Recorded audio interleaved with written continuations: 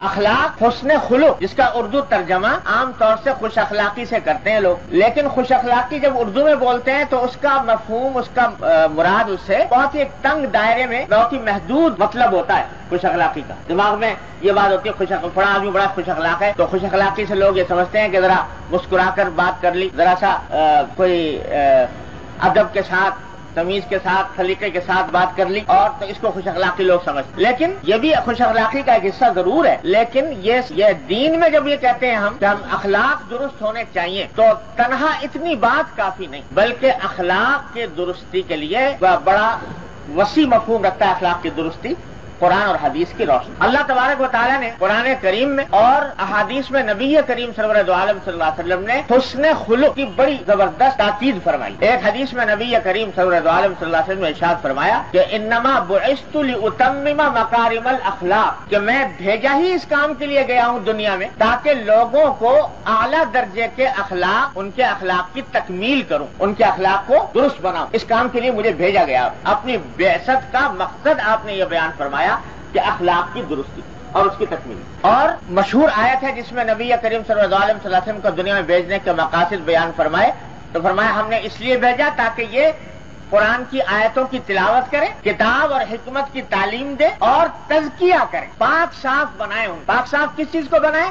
اخلاق کو بنائیں، کہ اخلاق ان کے درست ہو جائیں، اخلاق کے اندر کوئی گندگی، کوئی آلودگی باقی نہ رہے۔ اس مقصد کے لیے آپ کو بھیجا۔ تو اتنی اہم چیز ہے جس کے لیے حضور اقدس صلی اللہ علیہ وسلم مبعوث ہوئے۔ اور فضیلت اتنی بیان فرمائی حسن خلق کی کہ ایک حدیث میں فرمایا نبی کریم صلی اللہ علیہ وسلم نے کہ ان اللہ لیدرک بحسن الخلق درجۃ القائم الصائم، کہ اگر کسی انسان کے اخلاق درست ہوں، اچھے ہوں اخلاق، تو وہ اس شخص کا درجہ پا لیتا ہے جو ساری عمر روزہ رکھے اور ہر رات ساری رات عبادت کرے، ساری رات عبادت میں مشغول رہتا ہے اور دن میں روزہ رکھتا ہے۔ بتاؤ کتنی زبردست عبادت کر رہا ہے وہ شخص۔ اس کا جو درجہ ہے انسان وہ حاصل کر سکتا ہے حسن خلق سے، اپنے اخلاق کو درست کرے۔ اتنی بڑی فضیلت نبی کریم سرور دو عالم صلی اللہ علیہ وسلم بیان فرمائی حسن الخلق۔ اور ایک صحابی نے پوچھا کہ یا رسول اللہ بر کیا ہے؟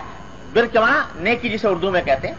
قرآن کریم میں جگہ جگہ بر کی تاکید آئی ہے کہ نیکی کرو، تو پوچھا کہ نیکی کیا چیز ہوتی؟ تو حضرت صلی اللہ علیہ وسلم فرمایا البر حسن الخلق، نیکی نام ہے اخلاق کی اچھائی۔ اخلاق اچھا ہو تو مانا ہے کہ نیکی کا مقام حاصل ہوگا۔ تو غرض اتنی فضیلتیں احادیث میں بیان فرمائی ہیں نبی کریم صلی اللہ علیہ وسلم نے اس کی حسن اخلاق کی، کہ جس کا کچھ ٹھکانہ نہیں، احادیث جمع کی جائیں تو پوری کتاب بن جائے۔ ایک حدیث میں فرمایا کہ اکمل المؤمنین ایمانا احسنہم خلقا، کہ سارے مومنوں میں سب سے زیادہ مکمل ایمان اس کا ہے جس کے اخلاق اچھے۔ تو یہ ساری تاکیدات، ساری ترغیبات قرآن و حدیث کے اندر آئی ہیں اخلاق کی درستی کی، اخلاق کو بہتر بنانا۔ لیکن جیسا میں نے عرض کیا کہ اس کا مطلب صرف اتنا نہیں ہے کہ آدمی کا خندق پیشانی سے کسی سے ملاقات کر لے، مسکرا لے ملتے وقت، صرف اتنی بات خوش اخلاقی کے لیے کافی نہیں ہو، بلکہ اگر کوئی آدمی اس لیے دوسروں سے ملتا ہے خوش اخلاقی کے ساتھ تاکہ اپنی قدر و منزلت لوگوں کے دلوں میں بٹھا دے، تو یہ خوش اخلاقی نہیں ہے، یہ بد اخلاقی ہے۔ اسلام میں اخلاق کا جو مفہوم ہے وہ بڑا ہماگیر، بڑا شامل، بڑا عام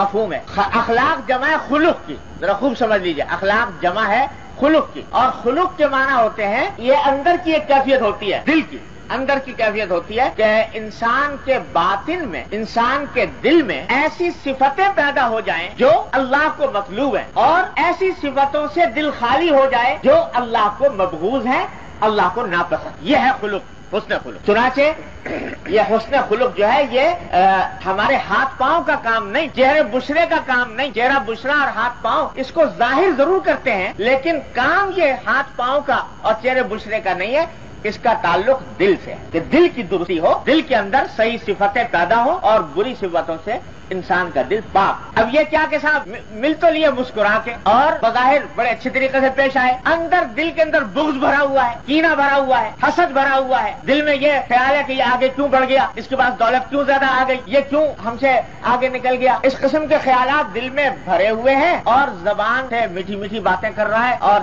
ہنستے ہوئے مسکراتے ہوئے مل رہا ہے، تو چاہے دنیا اس کو خوش اخلاقی کہے، اسلام اس کو خوش اخلاقی نہیں کہے گا، اس واسطے کے دل کی حالت خراب ہے۔ مل تو رہا ہے بظاہر دیکھنے کے اندر بڑے ادب سے، طریقے سے مل رہا ہے، سلیقے سے مل رہا ہے، ایٹیکیٹ کے مطابق مل رہا ہے، دوسروں سے معاملہ کر رہا ہے، لیکن دل میں تکبر بھرا ہو، میں بڑا ہوں، یہ چھوٹا ہے، اس کی تحقیر بھری ہوئی، یہ خوش اخلاقی نہ ہوئی، یہ بد اخلاقی ہے بدترین۔ مل تو رہا ہے اس طریقے سے بظاہر اعمال ایسے کر رہا ہے کہ جیسے خوش اخلاق انسان کیا کرتا ہے، لیکن دل میں کاٹ کپٹ ہے، تو یہ ساری باتیں بد اخلاق۔ تو اخلاق اس وقت اچھے ہوں گے جب دل کے اندر سے بغض نکلے، کینہ نکلے، حسد نکلے، تکبر نکلے، منافقت نکلے، دکھاوا نکلے، یہ چیزیں جب نکلیں گی تب انسان کے اخلاق درست ہوں گے۔ اور اگر یہ چیزیں دل میں بھری ہوئی ہیں تو چاہے وہ کیسے ہی بظاہر دیکھنے میں خوش اخلاق لگ رہا ہو، اسلام کی نظر میں، اللہ اور اللہ کے رسول کی نظر میں وہ خوش اخلاق